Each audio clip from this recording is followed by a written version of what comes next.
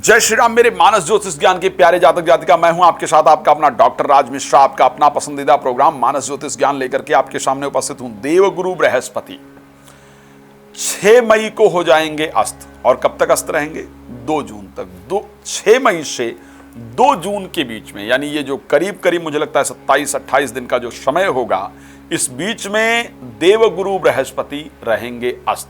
अब इनके अस्त रहने से, क्योंकि मई में राशि भी परिवर्तन किया है, 1 मई को राशि का परिवर्तन करेंगे, फिर ये अस्त हो जाएंगे, तो आखिर आपके ऊपर क्या इंपैक्ट रहेगा, किस राशि के लोगों को क्या चीजें नहीं करनी है, क्या सावधानियां रखनी है, किस चीज के बारे में काम करने से पहले आपको सावधान रहना है, उसकी जानकारी मैं आपको स्पेशली दे रहा हूं।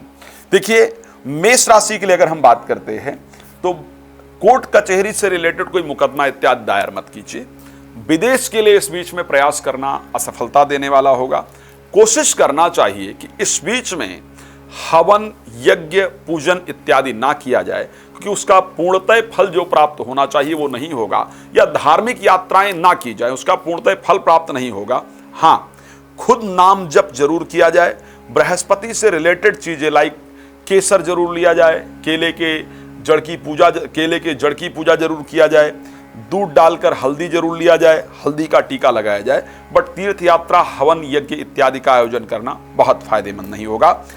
वृष राशि के लिए शेयर मार्केट में पैसा बिल्कुल भी नहीं लगाना है, इसको ध्यान रखिएगा। अस्त होंगे तो शेयर मार्केट में पैसा ना लगाएं। अगर कोई ऑपरेशन इत्यादि इंपॉर्टेंट नहीं है तो बिल्कुल नहीं कराएं। कोई चेकअप इत्यादि बहुत जरूरी ना हो तो इस बीच में नहीं कराना चाहिए। पार्टनरशिप में कोई व्यवसाय इत्यादि ना करें तो बेहतर होगा इस समय पर। मैंने ये 6 मई से लेकर के और 2 जून के बीच में बात की है, इसको ध्यान रखिएगा। मिथुन राशि के लिए नौकरी परिवर्तन ना करें इस बीच में। नए व्यापार को प्रारंभ करने से बचना होगा। जरूरी है तो मुझे फोन कर सकते हैं, जो भी तरीका है मैं बता दूंगा। नौकरी परिवर्तन करने से बचना है। वैवाहिक किसी भी कार्य को करने से बचना चाहिए, और उसके साथ साथ संतान इत्यादि के लिए प्रयास करने से आपको बचना चाहिए। पर्सनल रिलेशन को मेंटेन करने के लिए यदि इस बीच में मीटिंग इत्यादि करनी है, बहुत जरूरी है तो ही करें, अन्यथा करने से बचना चाहिए। कर्क राशि के लिए देवगुरु बृहस्पति के अस्त होने से क्या फल प्राप्त होगा, इस बीच में क्या ध्यान रखना चाहिए? आपको एक तो वजन कम करने के लिए यदि प्रयास करना चाहते हैं तो उसका रिस्पॉन्स बहुत अच्छा प्राप्त नहीं होगा। कोशिश जरूर कर सकते हैं, इसमें कोई दो राय नहीं है। शत्रुओं से किसी प्रकार की पैचअप की जो बातें हैं वो करने से लाभ नहीं होगा, उसको करने से आपको बचना चाहिए। धार्मिक यात्रा इत्यादि इस समय पर करने से लाभ नहीं है, उससे बचना चाहिए। कोई बड़े यज्ञ, पूजन इत्यादि को इस समय पर करने से बचना चाहिए, उससे बहुत लाभ नहीं होगा। भगवान की आराधना की जा सकती है, इसमें कोई दो राय नहीं है, लेकिन इस समय बड़े यज्ञ, पूजन इत्यादि से जो एक धार्मिक पूरी तरह लाभ प्राप्त होना चाहिए वो नहीं हो पाएगा। राशि सिंह के लिए बृहस्पति का अस्त होने से क्या नुकसान प्राप्त होने वाला है, क्या नहीं करना चाहिए? किसी कॉलेज में दाखिला इत्यादि लेने के लिए अगर बहुत जरूरी ना हो तो प्रयास नहीं करना चाहिए। संतान के प्राप्ति के लिए कोई मेडिकल ट्रीटमेंट इत्यादि की अगर बहुत जरूरत ना हो तो इस टाइम पर नहीं करना चाहिए। एजुकेशन से रिलेटेड विदेश यात्रा इत्यादि पर ध्यान देना चाहिए। प्रेमी या प्रेमिका को प्रपोज करने से इस समय पर बचना चाहिए, बहुत अच्छे रिजल्ट के संयोग नहीं है। शेयर मार्केट में पैसा लगाने से बचना चाहिए। राशि कन्या के लिए प्रॉपर्टी खरीदने से बचना चाहिए बृहस्पति के अस्त होने पर। मैरिड लाइफ, शादी के लिए बात करना, लड़का लड़की देखने जाने से आपको बचना चाहिए। मुंडन संस्कार इत्यादि करने से आपको बचना चाहिए। विवाह से रिलेटेड कोई भी काम इस समय पर सफलता दे उसके चांस कम है। प्रॉपर्टी खरीदने, बेचने इत्यादि से आपको बचने की आवश्यकता है। दिल से किसी से मिलना चाहते हैं, मुलाकात कर सकते हैं, बट अगर पॉसिबल हो तो ये जो 20-25 दिन का टाइम है इसको अवॉइड करना चाहिए। तुला राशि के लिए अगर हम बात करते हैं तो तुला के लिए एक तो स्वास्थ्य पर विशेष ध्यान रखना चाहिए। शुगर इत्यादि कंट्रोल करने का प्रयास करना चाहिए।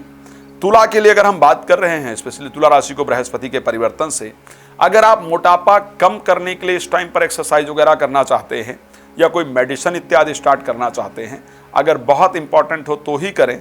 इस समय पर उसका प्रभाव थोड़ा कम मिले, इस कारण से उससे बचने की आवश्यकता होती है।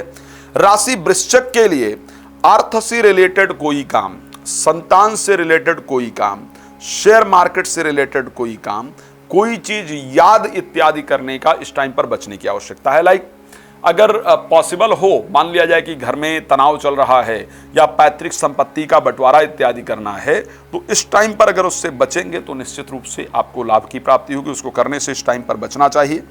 एजुकेशन के लिए कुछ प्रयास, जैसे नए कॉलेज में एडमिशन करना है, नई जगह पर आपको एडमिशन कराना है, या मित्रता में कोई प्रेम संबंध इत्यादि है, उसमें आपको कोई बात करनी है, पैचअप करना है, कुछ कोशिश करना है, संतान प्राप्ति के लिए कोई प्रयास करना है, तो उससे बचेंगे। उसमें बहुत अच्छे रिजल्ट प्राप्त हो उसके चांस कम है।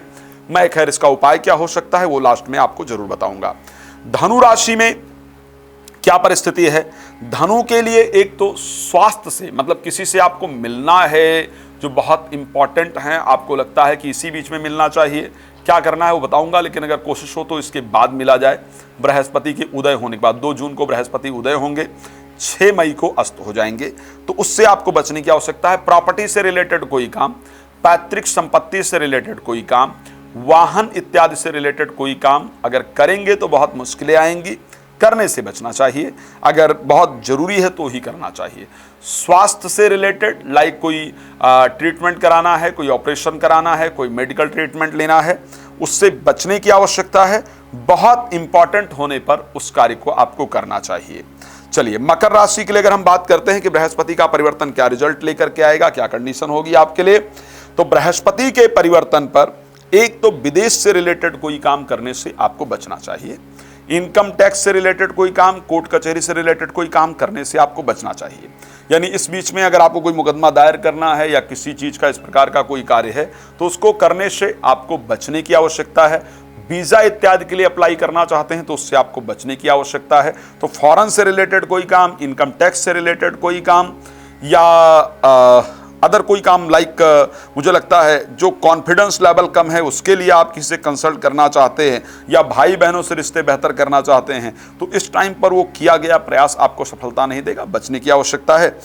क्या रेमेडी करनी चाहिए वो जरूर बताऊंगा।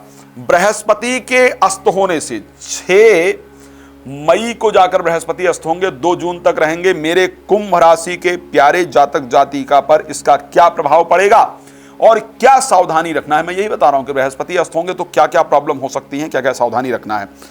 धन से रिलेटेड कोई भी काम आपको करने से बचना है। लाइक शेयर मार्केट में पैसा लगाने से, लॉटरी सट्टा इत्यादि में पैसा लगाने से, कहीं कोई बता रहा है कि यहां इन्वेस्टमेंट कर दो बड़ा लाभ हो जाएगा, वो इन्वेस्टमेंट करने से आपको बचने की आवश्यकता है। बृहस्पति अस्त होंगे, इस टाइम पर किया गया इन्वेस्टमेंट आपको बहुत फायदा दे, इसके चांस बहुत कम है। घर में माहौल ठीक नहीं है, उसे दुरुस्त करने का प्रयास करना ही चाहिए, लेकिन इस टाइम पर किया गया प्रयास इतना ज़्यादा सफलता दे उसके चांस कम है, तो थोड़ा सा सोच समझ कर करना चाहिए। क्या करना चाहिए इसके लिए उपाय, इस पर बात करूंगा। मीन राशि खुद के राशि स्वामी होने के कारण अस्त हो जाएंगे और 10th हाउस के स्वामी होंगे। सो नौकरी में परिवर्तन करने का प्रयास नहीं करना चाहिए। व्यापार एक्सटेंड करने का या व्यापार में कोई नए डिसीजन लेने का प्रयास नहीं करना चाहिए, उसके रिजल्ट मुझे लगता है बहुत अच्छे नहीं प्राप्त होते हैं। नौकरी संबंधित विदेश यात्रा इत्यादि करने से बचना चाहिए।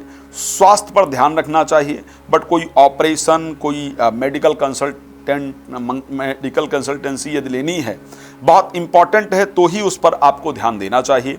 अन्यथा ऐसी चीज़ों पर अगर थोड़े दिन बचा जा सके, अगर रोका जा सकता है, कोई ऑपरेशन इत्यादि कराना है उससे थोड़े दिन रोका जा सकता है, तो जरूर रोकना चाहिए।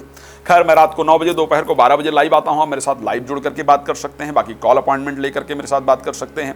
कोई भी धार्मिक का आयोजन मैंने कहा कि आपको कराना है, भागवत, राम कथा, शिव पुराण कथा इत्यादि, जहाँ पर आप चाहते हैं कि ज्योतिषीय भी लाभ आसपास के लोगों को हो धार्मिक लाभ के साथ साथ, तो आप मुझे संपर्क कर सकते हैं। धन्यवाद। जय श्री राम।